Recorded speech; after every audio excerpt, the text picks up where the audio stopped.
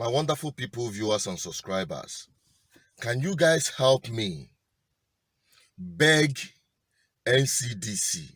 Make una help me plead with NCDC to stop spreading panic pandemic in Nigeria in the name of fighting coronavirus. Because the people they are holding hostage in various isolation centers in the name of quarantine are tired. They are crying. They want to go home. Because all they have been getting is the more you look, the less you see. Make una not talk saying I me talk am. Make una listen to them. Since they came to run tests in my community, I was not having any, I did not lose my sense of smell. But the day they insert their test script inside my nose and my throat, after 3 days, I lost sense of smell. It was 3 days after they now called me that that they are suspecting my case. They came to my community. I followed them. I did not even argue. I came. Since then, the next day I came to this house, the day they gave me the drugs, I started perceiving smell. Till today, there's not like headache, there's no catarrh, there's nothing. I'm okay. I was here on the 23rd of April. I did my first test on the 2nd of April. Up till now, no results. I did another one on the 7th, no result. I did the 3rd one on the 9th. I'm still waiting for the result, of which the government said that we are going to stay here only 14 days. Tomorrow I will be completing 3 weeks. Some of us have stayed here for 2-3 weeks, and the test has been conducted like 2-3 times.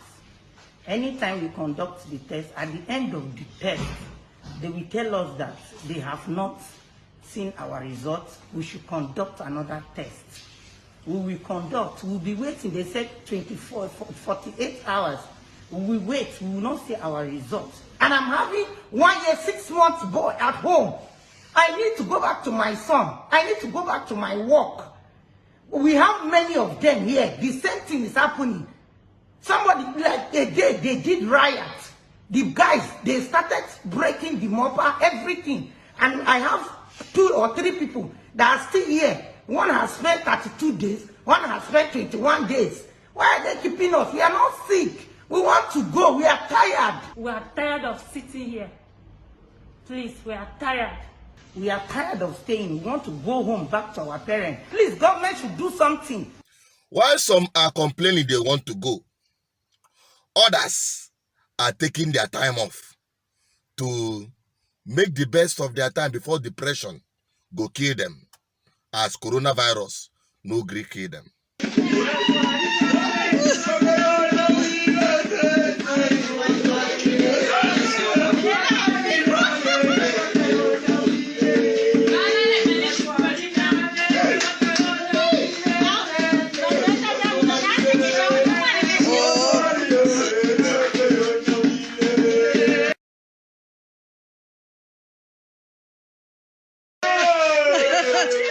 When I see them, now for Niger, the people where they isolation center, their own kind of COVID-19 experience is what you just saw.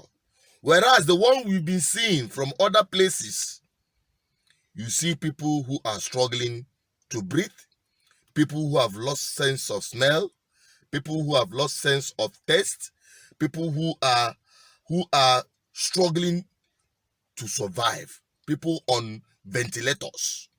But in Nigeria, the case is different. Oh, as always, it will always be different.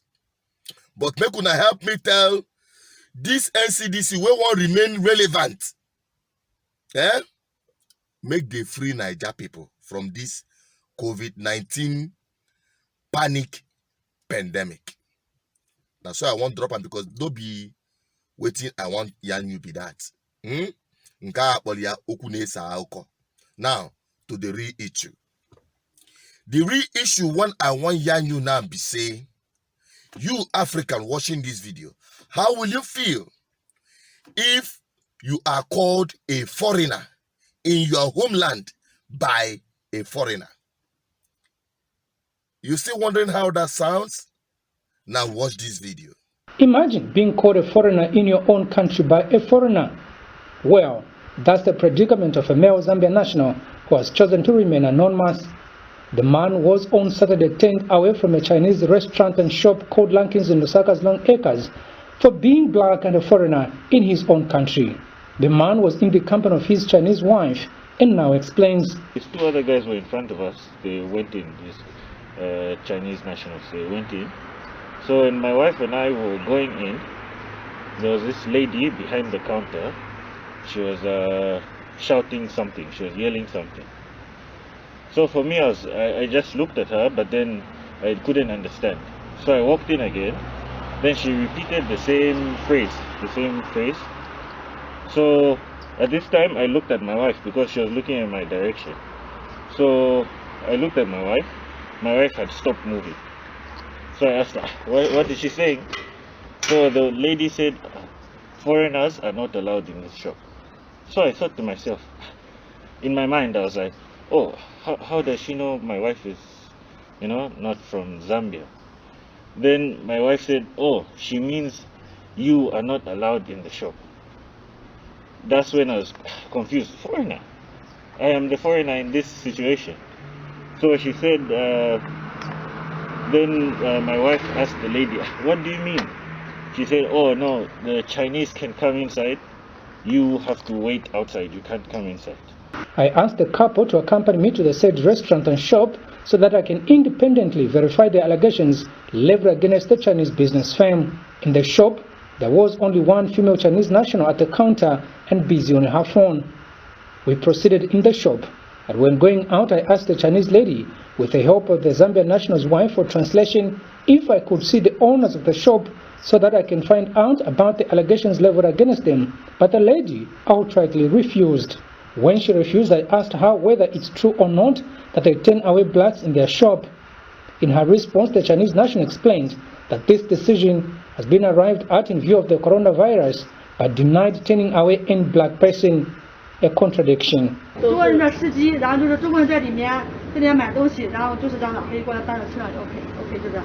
Okay, so basically she said that normally they allow the Zambian, they will come here, normally they are like the driver of the Chinese national. So the Chinese national will come and buy stuff, the Zambian driver will be waiting outside, then they will be like carrying the stock from here to the car, not to go inside. But if let's say those who are like, they insist to go in, they will still allow. Simply put, the Chinese are saying blacks transmit the coronavirus. How painful can that be? That's simply an insult. Well, let's assume that what this lady is saying is true, that they don't discriminate against the blacks. Their actions speak to the contrary. For example, everything here is written in Chinese except for phone numbers and names of Zambia and China. Is Zambia slowly turning into a Chinese colony? Has Zambia been secretly sold to the Chinese while citizens were still asleep? Could it be that our leaders know something about the Zambia-China dealings which we don't know? Can a Zambian behave like this in China?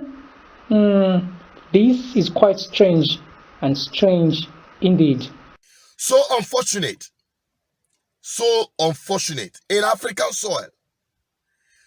Since this pandemic, China has been on the news, from being the originators of COVID-19 coronavirus, or the one that Trump called Chinese virus, to the point of discriminating, dehumanizing Africans in China.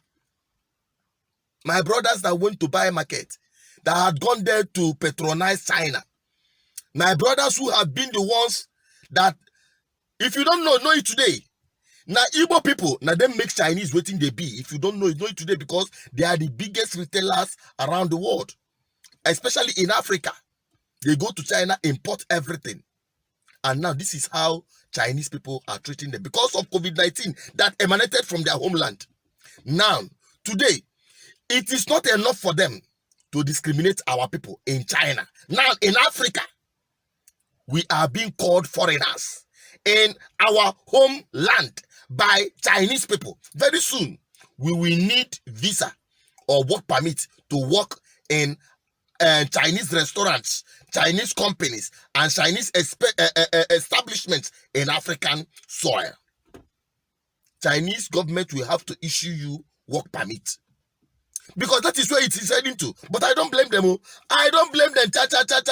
The people I blame is African people who have jettisoned everything African.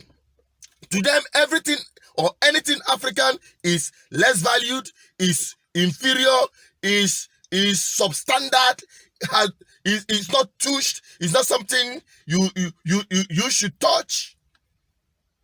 As long as it is African, then it has no value. It should, in fact, if you want to maintain class, don't touch African products, don't deal with African concepts. If you want to brag, you're a big man, you take your family to Chinese restaurant. Or if you want to toast a babe, it's your body a treasure, you take her to Chinese restaurant. It has become that bad. And it is high time African people have to rise up before it is too late. Before it is too late. Because this is total madness. This is absolute madness. This is unacceptable in every standard. Who did this to us? We did it to ourselves. Until Africans begin to appreciate Africa and everything that comes from it, then there will be no hope for Africa. I said that. I said that. There will be no hope for Africa. There will be no hope. We just have to sit up because it is almost too late. I can't imagine being an African called a foreigner in my own soil by a foreigner. This is just the genesis. Because those that came before to colonize Africa came as missionaries. These ones are coming in as investors. They're already taking so many African countries through loan this, through loan that. And we are just here playing I don't care, thinking that all is well. All is not well. Africans should wake up, because what is yet to happen to Africa is unimaginable. If we continue in this trend, we have to appreciate African products. We have to patronize Africa. We have to do it in African way. Look at Madagascar. Look at some of the herbal products that have been produced in Africa to Cote. Oh, all are we talking about coronavirus? Have we not been with malaria? Do you know how many people that are dying of malaria? Why would they be hyping this COVID-19 stuff? I'm not saying it is not existing, but we've been living with malaria, which is more deadlier, which have been killing people even as we speak, more than coronavirus. What is so special about coronavirus that Africans cannot deal with it? And everybody is conspiring to destroy what we have. Look at the one I published the other time about Maurice Iwu. Has your Nigerian government, have they looked into that to see how that is going to be effective? We have to sit up. Africans, you have to sit up and start appreciating Africa. That is the only survivor for Africa. If there is any hope for Africa, this is where it lies. I'm signing out because enough have been said. Share this video, keep subscribing, keep liking, and keep sharing. Don't forget, this is the platform where you get it, undiluted truth. We are here to give it to you raw and fresh. This is BVI Channel 1. Subscribe to this channel, click on the bell for notification. Very soon, subsequently this week, we are working very hard to update our audio production. You will be getting our live broadcast coming to you from our studios. All right? So stay informed by sticking with BVI Channel 1. I'm signing out.